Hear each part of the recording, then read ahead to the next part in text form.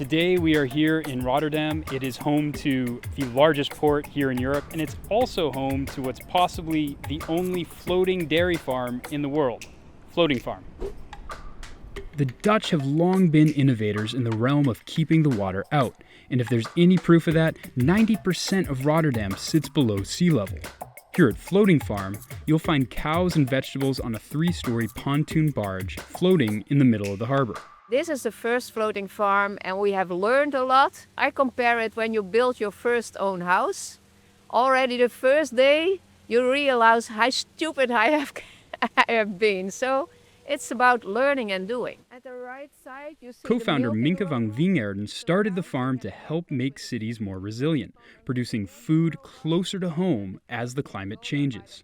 We are climate adaptive. We go up and down with the tide. So when we are in deltas, we always can keep on producing fresh, healthy food. And we create more or less arable land in the city. What inspired this idea to have a farm floating on the water? Well, it was Hurricane Sandy. Manhattan was flooded. After 2 days, there was no fresh food on the shelves in the shops. And we, at that time, were involved in a floating housing project. So at that moment, we realized if we can do floating houses, why not a floating farm? We have 32 cows. They produce about 22 liters a day. We produce milk, we produce yogurt, buttermilk, butter, but also cheese. How do you ensure that the cows are happy? Do they get seasick? Oh, that's a very good topic.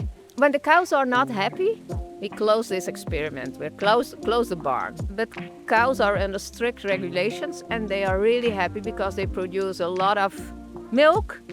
They have a shiny fur and they are really relaxed, as you can see. And actually, to get the permits for this, we needed to prove that the cows would not get seasick. Wow. Really? How can you prove that?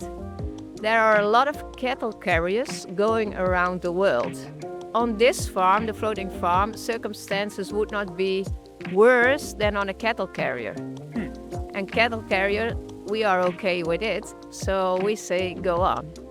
From collecting rainwater to feeding the cows with local food waste and even repurposing the manure, Van Wingerden says every part of the farm is designed to reuse resources in a sustainable and efficient way. Above our head, we see the feed belt. If you zoom in, you can see the bread and the orange peels. When we go to the supermarkets, we bring our dairy and we take back the orange peels from the fresh orange juice and it goes to the cows. The robot goes around and it soaks up the manure. It brings it to the corner at the right side and then we call down in the manure separator. It separates in the dry matter and in the urine. The urine goes to the blue container on the shore and the dry matter, we make construction materials of it. Wow, so you have like Roomba for cow pie. Yeah, indeed. We are now in the process floor. 4 processes take place. The rainwater falls on the rooftop. We collect it and we purify it, and then we can reuse it on the farm. What are we looking at right here? Yeah, these are microgreens, broccoli, sunflowers, and radish. Under the ground, temperature and the humidity is quite the same during the year. And that means that we don't need that much energy to keep the system going. And we don't need any pesticides because it's completely closed environment. A container next to this one, where the cheese ripes, the conditions are almost the same the whole year round. And that's why our cheese is so lovely. We see Michel at the backside. He is one of the famous cheesemakers. There was a competition and we had 5 cheeses and we won 4 prizes. With success here in Rotterdam, the founders hope this small farm will serve as proof of concept for waterfront cities across the world. So this project is meant to be for cities like Singapore, Korea, Japan, Antille Islands.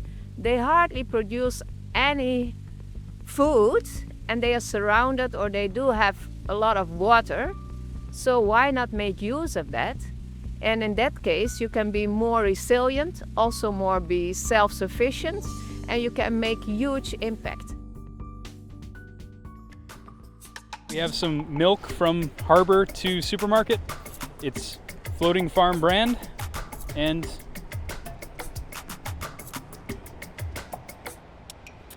tastes like fresh milk. It's great.